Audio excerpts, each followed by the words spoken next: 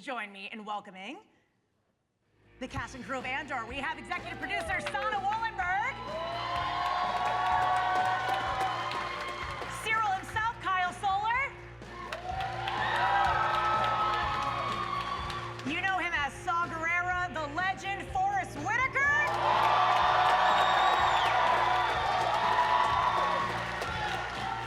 She's frightening on the show, but a delight in real life. We have Denise Gough. And I so enjoy getting to know this character more and more. Mon Mothma herself, Genevieve O'Reilly. Another favorite, Bix herself, Adria Arjona is here.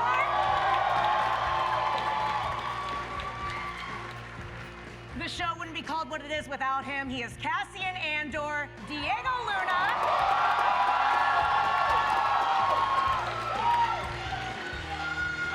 And the mastermind behind it all, creator Tony Gilroy.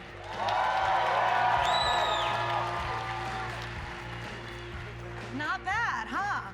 Tony and Diego, I want to start with you guys. Season 1 was both critically acclaimed and embraced by fans. They're here tonight. You guys look amazing, by the way. I see so many great looks, fits. Yes, love that. When did it really hit with you guys that it was resonating and really capturing the audience that it did? We had no idea. I mean, we made the whole first season, COVID, under a blanket at Pinewood. Nobody paid attention. You can't have, there's no test screenings or focus groups because it's Star Wars. Everything's secret.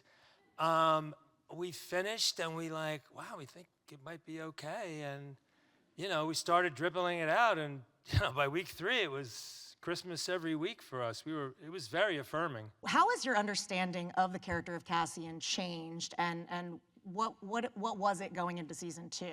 How you felt about him and his... I mean, I had to keep my emotions on the side, right? Because I know, like the audience, I know what happens in Rogue One.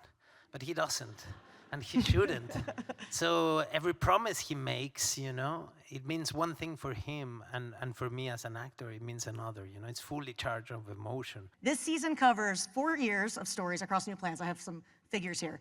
Over 140 sets, 700 costumes, 152 creatures, and 30 droids. So, what was the highlight or challenge, perhaps, for you of bringing all of that to life? We knew, he and I knew, this is a one-shot deal. You never get an opportunity to work on a canvas like this, never get to work with material like this, get to tell a 1,500-page story about revolution and ordinary people when history comes knocking on their door. And, I mean, when if someone says you can build the Brooklyn Bridge, you really want to go for it. Zana, can you expand on that? And what was your favorite highlight or challenge of how much was done here? Being able to continue this journey was just incredibly exciting. We were very proud of what we had done in season 1 and kind of were ready and couldn't wait to go on. Despite the show being called Andor, there are so many characters that have incredible moments, and it's really not about just any one person, and we get to learn so much about Mon Mothma, who is one of my favorites. Genevieve, I mean, this season we get to see more and more about what's behind and beneath her composure. So what surprised you most about her arc, and how did it shift your understanding of her? They laid the ground beautifully in season 1, but in this season in particular, they really elevate her. You really see who this woman is, what she has to risk, how she does it, and what her part and her impact in the rebellion is. And as me, for an actor, that was, everything, but also for the character, for her to have this voice and this moment. I was really excited to be a part of that, and I can't wait for people to see it, because I think you're going to be really satisfied. Absolutely. Another amazing woman in the galaxy is Bix, of course. Love her so much.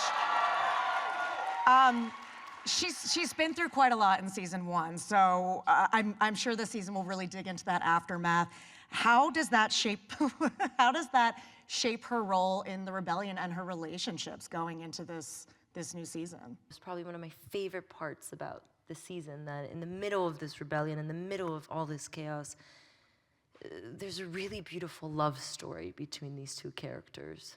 Dedra she's composed, she's driven, she's terrifying. What was most fun or maybe surprising to you about jumping back into that mindset, especially as the Empire just grows more and more ruthless? God, I mean, this season is tougher, it's darker, and I really got to understand playing somebody who can't see outside the system that they're in. You know, she is an Imperial through and through, and yeah, she doesn't get to feel things that other people get to feel, really. You know, her vulnerability is only behind closed doors, all very locked up, and you know, in order to be truly vulnerable, you have to be seen, and poor Dedra just can't be seen. Hello, Mr. Forrest Whitaker. Okay, Saw Gerrera is such a pivotal piece of the universe, and this show explores the many ideas of what a rebellion could be, should be, depends on who you ask.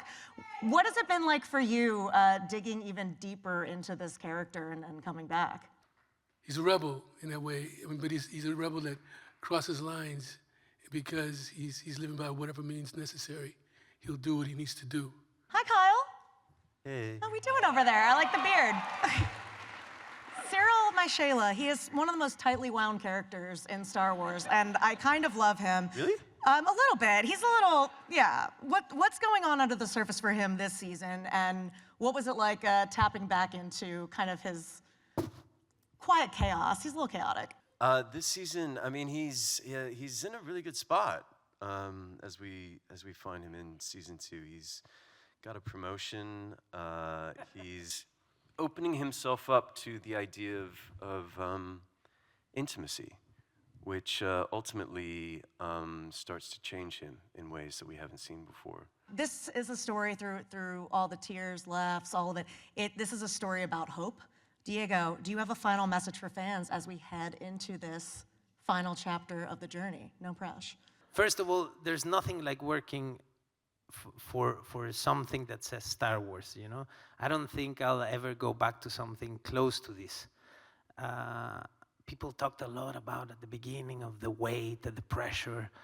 I would say just one thing. I mean, when we tell stories, when we decide to give life to a character and meaning to the words that you see, you know, written, and you put together something like this, you're hoping someone cares.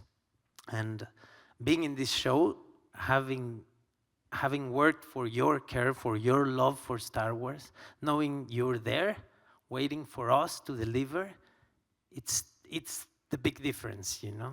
There's nothing like this. Thank you for the love you have for what we do, because I'm fortunate, you know, and I think we're all fortunate of working and telling a story you care about, and I hope we deliver. I hope you're proud and happy with this second season and with Andor in general, because we put our hearts and our passion behind it. But it's because of you, so thank you so much. Your cast and crew of Andor, thank you everybody so much.